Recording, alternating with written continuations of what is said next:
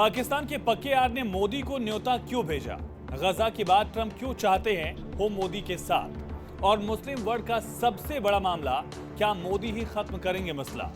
नमस्कार, जी मीडिया के digital platform पर आपके साथ मैं हूं आयुष सूर्यवंशी। मध्य पूर्व यानी मिडिल ईस्ट की राजनीति हमेशा से ही संवेदनशील रही है। खासकर फिलिस्तीन में गजा युद्ध ने दुनिया को फिर से चेतावनी दी कि शांति कितनी नाजुक है। और ऐसे में गजा में युद्ध को रोकने के लिए और शांति के लिए अब तक का सबसे बड़ा अंतर्राष्ट्रीय शिखर सम्मेलन बुलाया गया। प्रधानमंत्री नरेंद्र मोदी को भी इस सम्मेलन में शामिल होने के लिए इनवाइट किया गया और ये सम्मेलन मिस्र के शर्म अल शेख में बुलाई गई।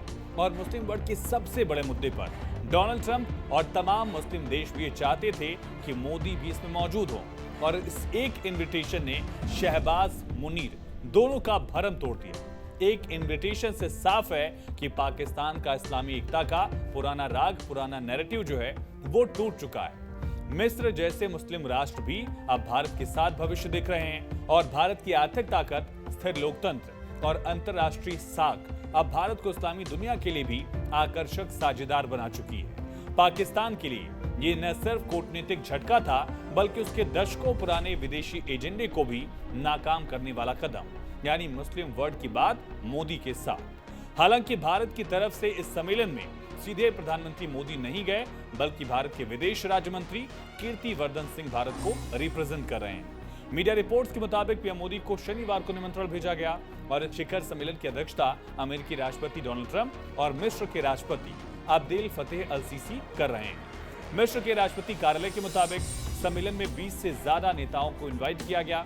दुनिया के टॉप लीडर्स का मकसद एक है, गजा में वॉर रोकना, रीजनल स्टेबिलिटी यानी कि क्षेत्रीय स्थिरता और सुरक्षा के नए चरण की शुरुआत करना। मिस्र में शिखर सम्मेलन में Spain, Japan, Azerbaijan, Armenia, Hungary, Bharat, El Salvador, Cyprus, Greece, Bahrain, Kuwait और कनाडा जैसे देश शामिल हैं। ईरान को भी बुलाया गया, लेकिन ईरान इसमें हिस्सा नहीं लेगा।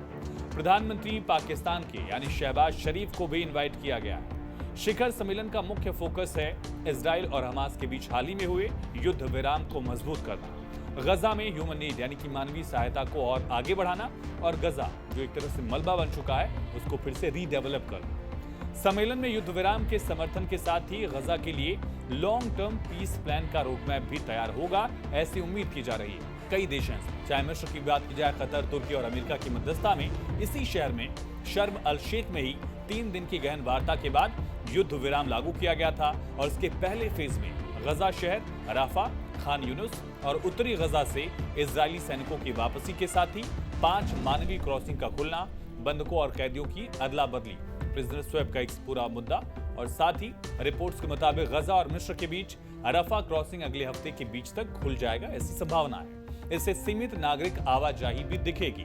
हालांकि शांति की कवायद में कई अड़चने जरूर हैं। हमास ने कहा कि वो शांति समझौते पर हस्ताक्षर नहीं करेगा। हमास ट्रंप पीस प्लान पर सहमत नहीं है, लेकिन इसके बावजूद भी इस शिखर सम्मेलन से उम्मीद ज्यादा है। और उम्मीद ज्यादा इसलिए है क्योंकि 7 अक्टूबर 2023 को हमास की तरफ से इजराइल पर अटैक किया गया और उसके बाद से ही इजराइल ने गजा पे लगातार स्ट्राइक्स की, लगातार अटैक किया। गजा में अब तक 67,000 से ज्यादा मौतें हो चुकी हैं। ऐसे में इस शांति समझौते और इस सम्मेलन पर सबकी निगाहें हैं। लेकिन उससे भी बड़ा मुद्दा ये रहा कि मिस्र जैसा मुस्लिम राष्ट्र भी जब गजा को लेकर बात करता है, ट्रंप को होस्ट करता है, तो मिस्र ने भारत को भी इनवाइट किया। ये मोदी और अल सीसी के बीच व्यक्तिगत संबंध तो है ही, लेकिन साथ ही भारत की साख अंतर्राष्ट्रीय स्तर पर किस लेवल पर पहुंची है वो भी दर्शाता है कि मिडिल ईस्ट का मुद्दा, गजा के मुद्दे पर भी मिस्र जैसा देश भारत का साथ चाहता है, भारत को इनवाइट करता है, ये साफ जाहिर है। और खास करके पाकिस्तान जो इस्लामिक वर्ल्ड का एक नैरेटिव गढ़ने बनाने की कोशिश करता रहा है, उसके लिए भी एक बहुत बड़ा झटका पीएम मोदी को इनवाइट किया जाए। फिलहाल इस वीडियो में इतना ही। बाकी तमाम खबरों के लिए बने रहिए जी मीडिया के डिजिटल प्लेटफॉर्म के साथ।